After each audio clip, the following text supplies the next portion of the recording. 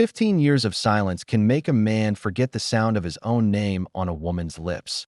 Until Indigo Prescott knocked on Ace Sheridan's cabin door with tears streaming down her face and a Colt .45 trembling in her hands. The wind carved through the Colorado pines like a blade, carrying with it the scent of coming snow and something else, desperation.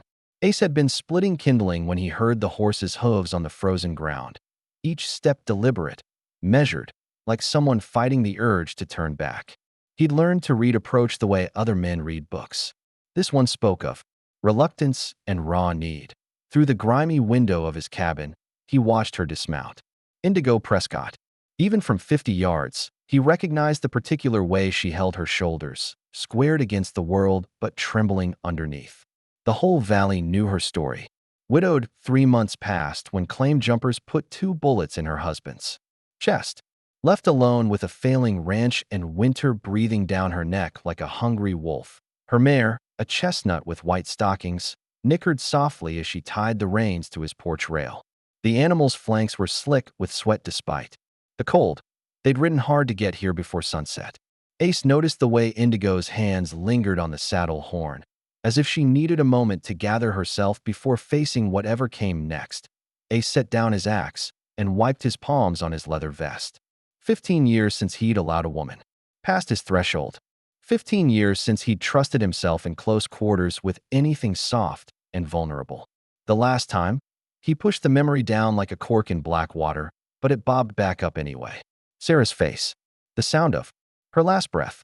The weight of choices that couldn't be undone. Her knock came soft but insistent. 3 quick raps, then silence. When he opened the door, the sight of her nearly drove him back a step.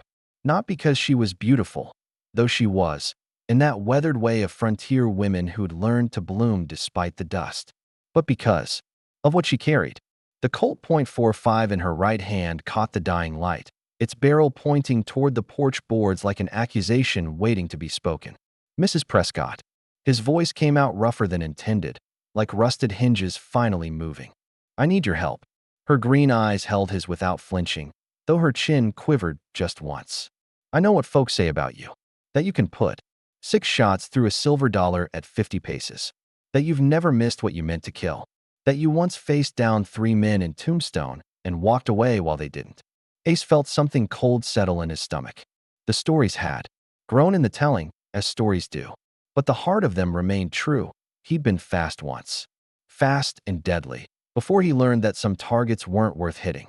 What folks say and what's true ain't always the same thing. They also say you don't take visitors. Don't teach. Don't help. She lifted the pistol slightly, not in threat, but in offering. That you came up here after some trouble down south and ain't spoken more than 10 words to another soul since. But I'm hoping what they say about your conscience is wrong too. The silence stretched between them like a taut wire. In it, Ace could hear everything he'd been running from. The crack of gunfire, the thud of bodies hitting dust, the sound a woman makes when she realizes the man she trusted has blood on his hands that won't wash clean. Sarah's eyes, wide with shock and something worse than fear. Betrayal. I can't help you, ma'am. Can't or won't. The question hit like a physical blow. Indigo stepped closer, and he caught the scent of lavender soap mixed with horse sweat and fear. Her dress was plain brown wool, mended in 3 places he could see, but she wore it with dignity that money couldn't buy. Yesterday, 3 men rode onto my land. Big men with hard faces and guns worn low. Said they'd heard Thomas left me in quite a predicament. Offered to help me manage things. For a percentage. Her voice hardened. 60%, to be exact. Ace's jaw tightened. He knew the type. Vultures in human form, circling anything wounded. They'd wait just long enough for desperation to set in, then swoop down with contracts written in their favor and enforced with lead. I told them no. They laughed. Said they'd be back next week with a contract. Mentioned how accidents happen to women living alone. How sometimes the wolves get awful bold when there's fresh meat around. How Thomas ain't there to protect me anymore. She held up the Colt again, and Ace noticed her hands weren't shaking anymore. Desperation had burned the tremor right out of them. This was Thomas's. I found it in his saddlebags after they brought him home wrapped in canvas. Thing is, I've never fired a gun in my life. Never had cause to. Thomas always said he'd keep me safe. But Thomas is in the ground now, and I'm still here with bills to pay and men who think widows are easy pickings. The wind picked up, sending dead leaves skittering across the porch like tiny ghosts. Ace found himself studying her face, the determined set of her mouth, the way she held her spine straight despite everything trying to bend her. She reminded him of something he'd almost forgotten. What courage looked like on someone who had every reason to give up. There's other men in town who could teach you, he said finally. Men with cleaner hands. Other men might try to take advantage of a desperate widow. Might think teaching me to shoot gives them certain rights. Her voice dropped to barely above a whisper. But you? They say you've been alone so long, you've forgotten women exist. That whatever happened 15 years ago carved something out of you that ain't never grown back. Ace felt heat rise in his cheeks. The isolation had been intentional, necessary. Every interaction risked exposure, and exposure meant facing what he'd done, what he'd failed to do. Ma'am, I think you should. They're wrong about one thing, though. Indigo stepped so close he could see the gold flecks in her green eyes, could count the freckles across her nose. You haven't forgotten. I can see it in the way you won't quite look at me. The way your hands shake just a little when I get too near. Whatever you're carrying, whatever you did or didn't do, it's eating you alive. The words hit their mark like bullets finding their target. Ace turned away, gripping the door frame hard enough to make the wood creak. You don't know what you're asking. I'm asking you to help me stay alive long enough to save my ranch. To not let those men take the only thing Thomas left me besides memories. Her voice cracked just once, like ice beginning to thaw. I'm asking you to remember what it felt like to protect something worth protecting. In the silence that followed, Ace could hear his own heartbeat mixing with the sound of wind through pine needles. Somewhere in the distance, a wolf howled, low and lonesome, like a soul calling for something it had lost. But when he turned back to face her, Indigo Prescott was pointing the Colt directly at her own temple, her finger white against the trigger. Easy. There. Ace's voice cut through the mountain air like a blade through silk, steady despite the ice flooding his veins. That's not the way. Indigo's hand trembled now, the barrel of the Colt pressed against her temple hard enough to leave a mark. Isn't it? You won't help me. The bank's coming for the ranch in 2 weeks. Those men will be back with their contract. And we both know what happens when I refuse again. Her green eyes locked with his, bright with unshed tears and something fiercer. Maybe Thomas had the right idea. Maybe some fights ain't worth finishing. The wind had died to nothing, as if the whole mountain was holding its breath. Ace could hear the leather of his holster creaking as his hand moved instinctively toward his own gun, not to draw, but from habit. 15 years of isolation, and still his body remembered the weight of responsibility. Your husband didn't choose to die, ma'am. There's a difference between being taken and giving up. Is there? She laughed, but it came out broken. Thomas fought them, fought hard, from what the sheriff told me. All it got him was an extra bullet and a longer dying. Sometimes surrender is just practical. Ace took a careful step forward, his boots making no sound on the wooden planks. You ride all the way up here to ask for help, then decide to quit before I even give you an answer? That doesn't sound like the woman who told 3 armed men to take their contract and stuff it where the sun don't shine. Despite everything, the corner of her mouth twitched. I might have been a touch more diplomatic than that. Doubt it. Another step. Close enough now to smell the gun oil on the Colt, mixed with the salt of her tears. You got fire in you, Mrs. Prescott. Can see it burning even when you're trying to put it out. Fire don't stop bullets, Mr. Sheridan. No, but knowing how to use that piece in your hand might. For a long moment, neither of them moved. Then, slowly, Indigo lowered the gun until it pointed at the porch boards again. Her whole body seemed to deflate, like a sail losing wind. I'm scared, she whispered. God help me. I'm so scared I can barely breathe. Every shadow looks like a man with a gun. Every sound in the night makes me think they've come back early. I wake up reaching for Thomas, and he's not there, and I remember, all over again, that I'm alone. Ace felt something crack inside his chest, not break, but crack, like ice beginning to thaw. You ain't alone right now. She looked up at him then, really looked, and he saw her taking in the details. The way his gun sat low on his hip, worn, smooth from years of practice. The scars on his knuckles from fights won and lost. the lines around his eyes that spoke of squinting into too many sunrises with blood on his hands. "Will you teach me?" she asked. "Not just to shoot, but to be the kind of person who can pull a trigger when it matters." The question hung between them like smoke from a distant fire. Ace found himself thinking of Sarah again. Sweet Sarah with her gentle hands and trusting heart. Sarah who'd believed in his goodness right up until the moment she learned the truth about what he was capable of. Teaching Indigo to kill would be like leading another lamb to slaughter. Only this time, he'd be the one sharpening the knife. But then he remembered the way she'd stood her ground against 3 armed men. The steel in her voice when she'd told them no. Maybe the lamb had claws after all. "Teaching you to shoot is one thing," he said finally. "Teaching you to kill is another.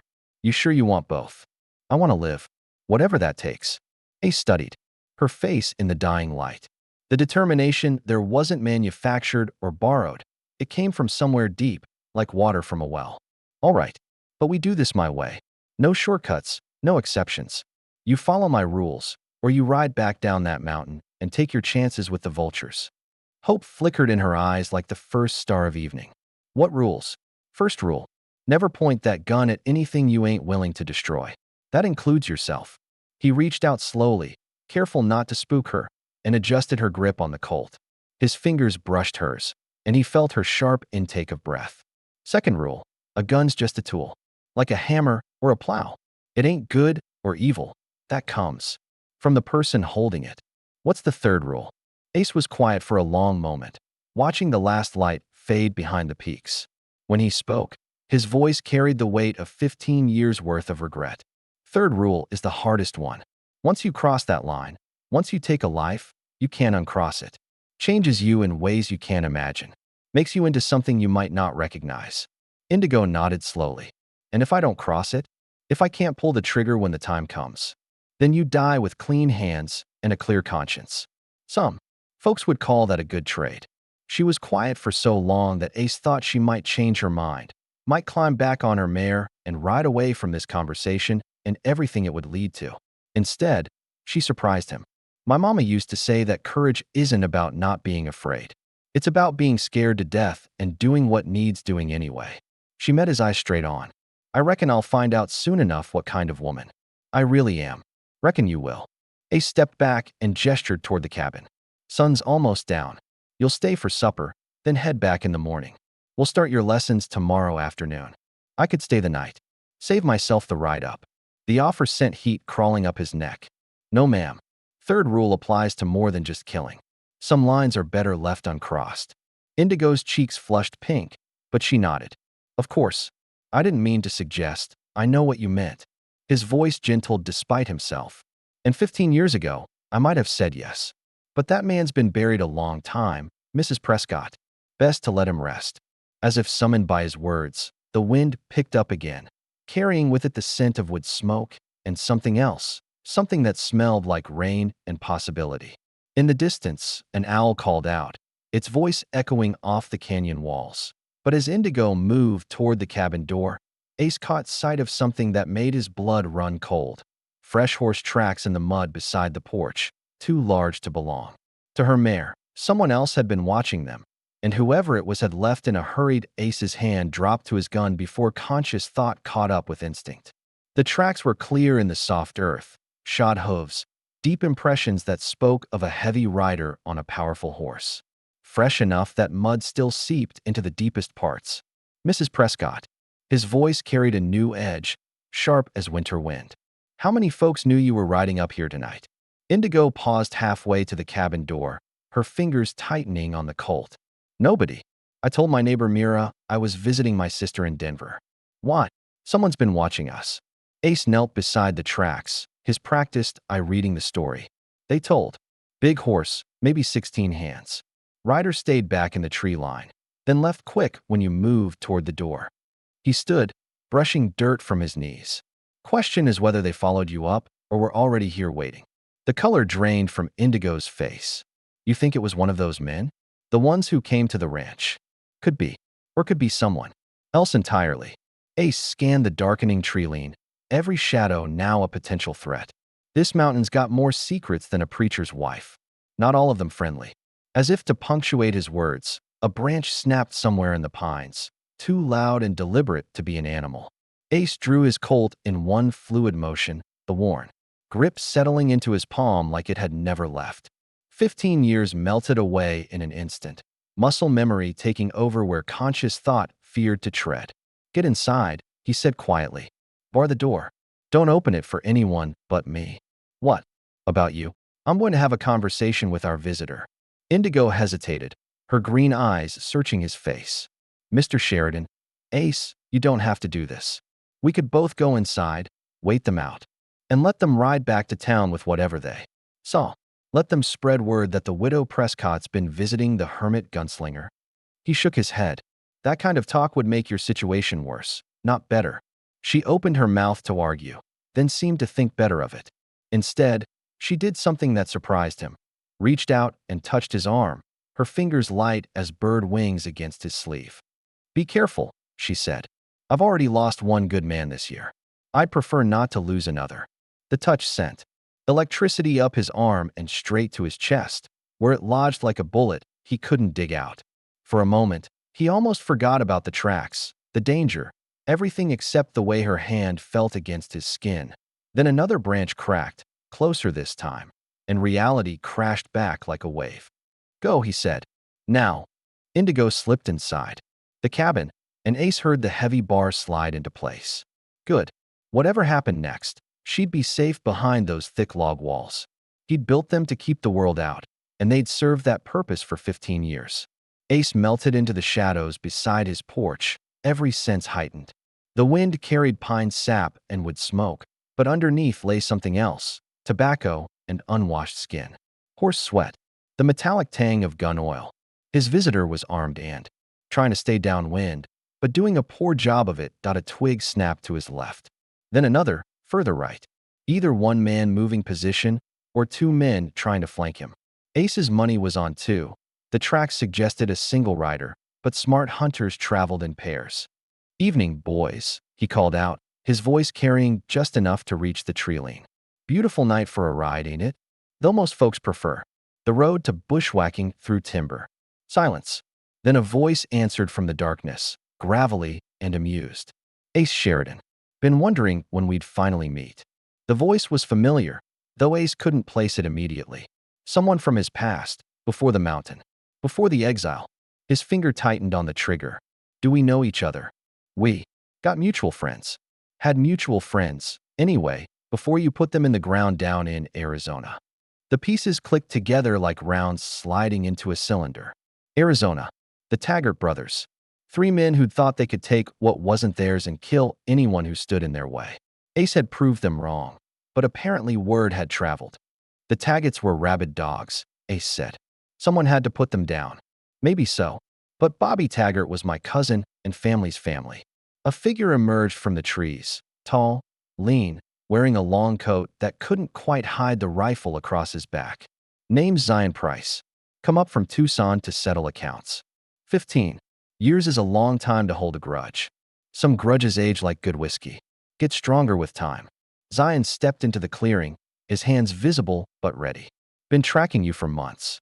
Heard you'd gone soft, turned hermit. Thought maybe the stories were wrong, but watching you tonight." He gestured toward the cabin. "Playing house with the widow woman. Teaching her to shoot. Real touching." Ace's blood turned to ice. "Leave her out of this." "Can't do that. See, killing you would settle the debt for Bobby. But that pretty little thing in there, she's what you'd call interest on the loan." Zion's smile was all teeth and malice. "Figured I'd take my time with her. Make sure she understood what happens to women who consort with killers."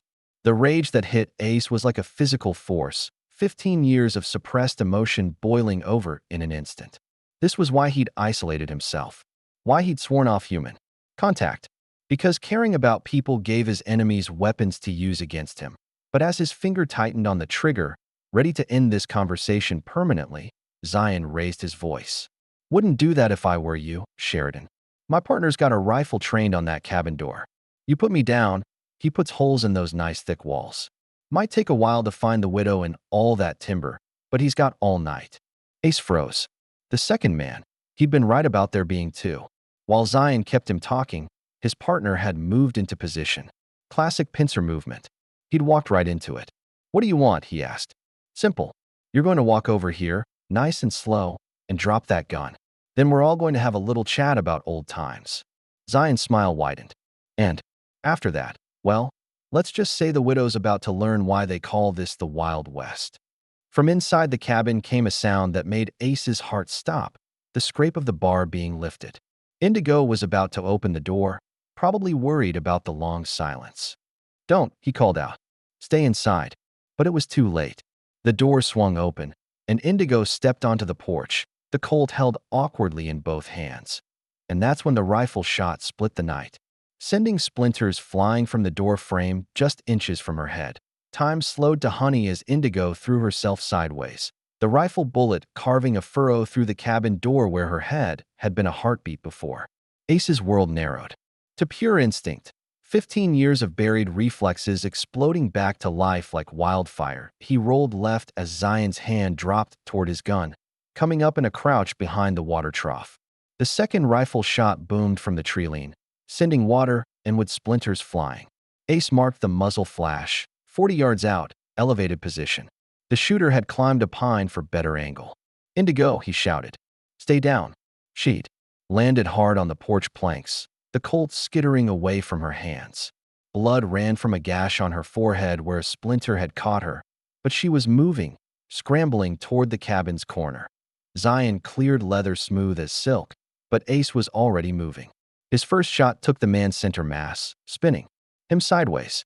The second punched through his shoulder, dropping him to his knees in the dirt. "Bo!" Zion gasped. "Light her up." The rifle cracked again, this shot punching through the cabin's window in a shower of glass. Then another, and another. Bo Gallagher. Ace remembered him now, one of Zion's crew from the old days. Good with a rifle, patient as death itself, Ace. Belly crawled toward the porch, using the horse trough for cover. Each rifle shot sent splinters flying, Bo working methodically to flush them out. Smart shooter. He wasn't trying for impossible shots through the logs, just keeping them pinned while he repositioned for cleaner angles. "You hit," Ace called. To Indigo. "No." Her voice shook, but held steady. "But I can't reach my gun." The Colt lay in the middle of the porch, gleaming in the starlight. Might as well have been on the moon for all the good it did them. Zion coughed, blood speckling his lips. Should have minded your own business, Sheridan. Now the woman pays for your sins. Only sin I'm carrying is not putting you down permanent 15 years ago." Another rifle shot, this one close enough to spray dirt in Ace's face. Bo was moving, working his way around for a better angle. Soon he'd have a clear shot at the porch, and Indigo would be a sitting duck. Ace's mind raced through options, none of them good. He could make a play for Zion's gun, but that would leave Indigo exposed. Could try to draw Bo's fire while she ran for the cabin, but the shooter was too disciplined to take the bait. Then he heard something that changed everything. Hoofbeats, coming fast up the mountain trail. Expecting more company? Zion wheezed. Ace wasn't, but the sound of multiple horses meant the odds were about to shift. Question was, which direction? The riders burst into the clearing like thunder made flesh, 3 figures on lathered horses, guns already drawn. Ace's heart sank as he recognized the lead rider. Bodie Rourke, the biggest of the 3 men who'd threatened Indigo. The vultures had come to finish what they'd started. Well, Bodie called out, his voice carrying across the clearing. "Looks like Christmas came early this year."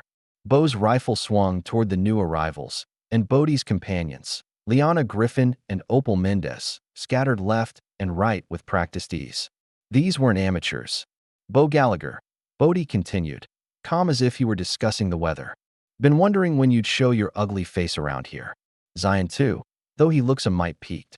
"This ain't your fight, Rourke," Bo shouted from his perch. "Ain't it?" Bodie dismounted, his massive frame moving with surprising grace. "See, Mrs. Prescott, there is what you might call a business investment. Can't have folks shooting up our assets before we've had a chance to collect." Ace felt sick understanding. Wash over him. The 3 groups weren't allies, they were competitors. All circling Indigo like sharks around wounded prey. Another rifle shot, this one aimed at Liana as she worked her way toward better cover. She dove behind a fallen log, cursing in Spanish. "Indigo," Ace called quietly. "When I give the word, you run for the cabin. Don't look back." Don't hesitate. Just run. What about you? I'll be along directly. It was a lie, and they both knew it. But sometimes lies were kinder than truth. Ace checked his cylinder. 4 rounds left.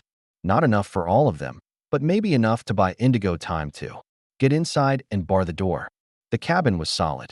She could hold out until help came, if help was coming. Zion tried to push himself upright, failed, and slumped back against a tree stump. Should have killed me clean, Sheridan. Now you got to watch them tear her apart piece by piece. Shut up. They'll pass her around like a bottle of rock gut. Take turns until there ain't nothing left worth taking. And it'll all be because you couldn't mind your own. Ace's boot caught him under the chin, snapping his head back with a wet crack. Zion went limp, but the damage was done.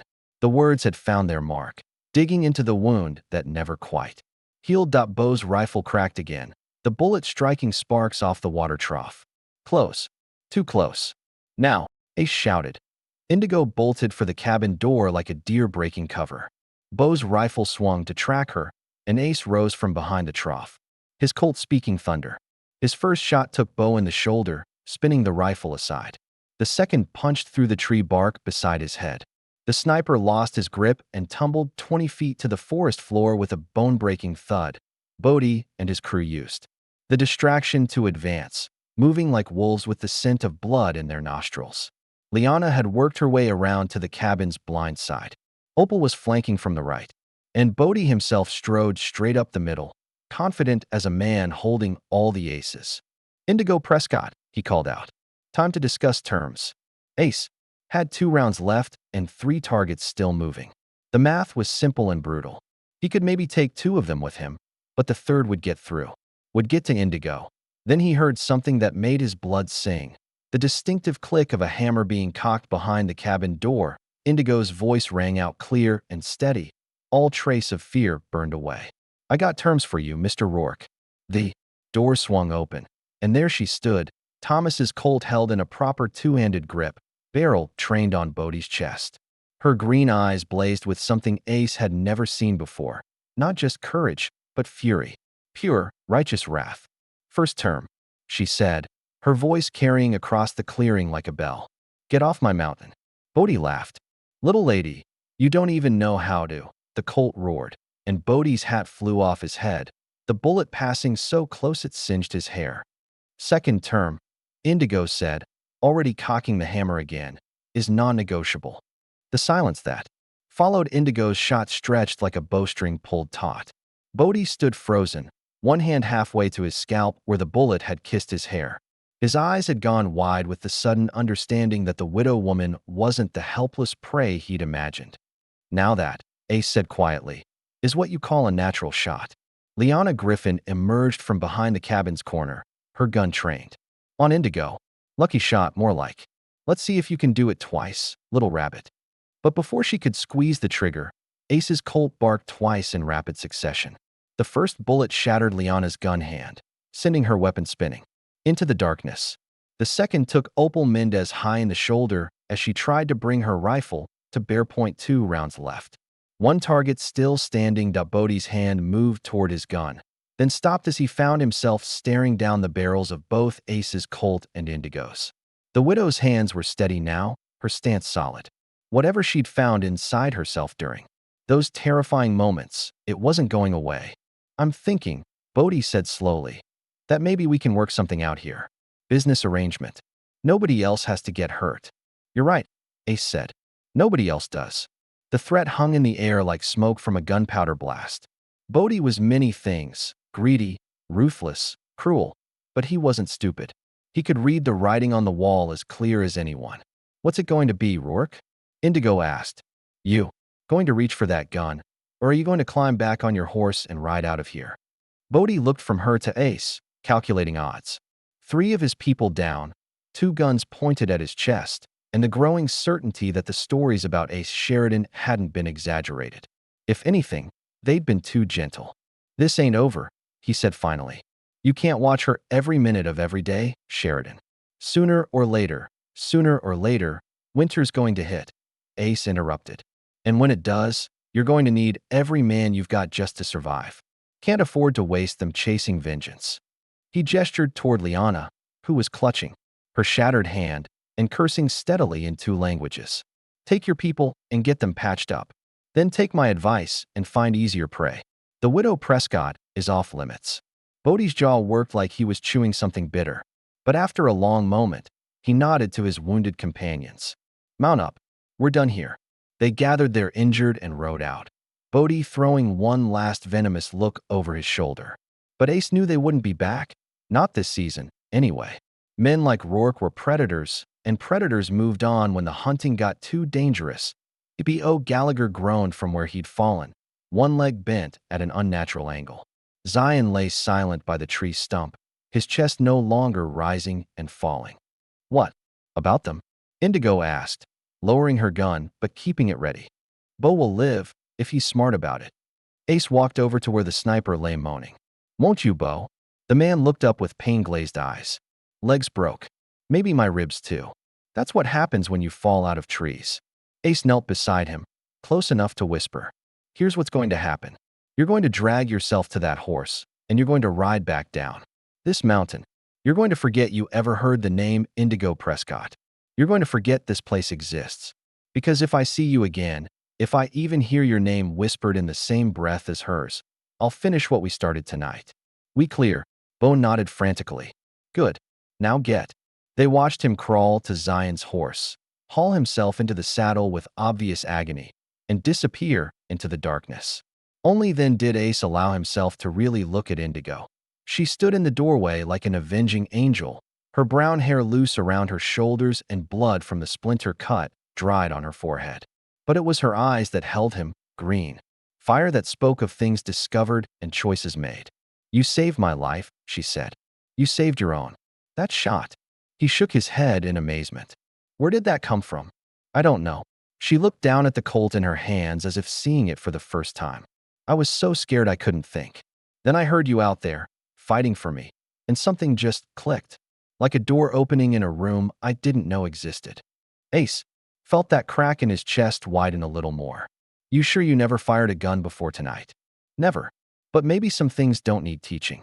Maybe they just need awakening. The word hung between them, loaded with meaning neither quite dared to speak. Awakening. Like something long dormant stirring to life. I should check the perimeter, Ace said. Make sure they're really gone. But he made no move to leave the porch. Neither did she. Mr. Sheridan, Ace, what you did tonight. Indigo's voice caught. You didn't have to put yourself in danger for me. We barely know each other. Some things don't need knowing. They just need feeling. The words slipped out before he could stop them, carrying 15 years of loneliness and the sudden, terrifying recognition that the wall he'd built around his heart had cracks in it. Big enough for light to get through. Big enough for hope. Indigo stepped closer, close enough that he could see the gold flecks in her green eyes again. My ranch is still in trouble. The bank, the creditors, none of that's changed. We'll figure it out. We. The pronoun hung in the air like a question and a promise combined. Ace found himself thinking of all the reasons why this was a bad idea, why caring for someone only gave the world more ways to hurt you. But for once, the reasons felt smaller than the feeling blooming in his chest. If you'll have me, he said. If you think a man with blood on his hands and ghosts in his past might be worth the risk. Indigo reached out and touched his face, her fingers tracing the scar along his jaw. I think, she said softly, that maybe we're both due for a second chance. When she kissed him, it tasted like gunpowder and hope, like the promise of spring after the longest winter. And for the first time in 15 years, Ace Sheridan allowed himself to believe that some things, some people, were worth the risk of caring. Later, as they sat on the porch watching the stars wheel overhead, Indigo's head resting against his shoulder, Ace noticed something that made him smile. The wild roses that grew beside his cabin, withered brown tangles that hadn't bloomed in years, were showing tiny buds of green. Spring was coming early to the mountain. Well now, if that tale didn't warm your heart faster than campfire coffee on a cold morning, then you might want to check if you've still got one beating in your chest. Sometimes love finds us in the most unexpected places, armed with nothing but courage and a steady hand. Drop a comment below and tell us where you're watching from today. We love hearing from folks all across this great wide world.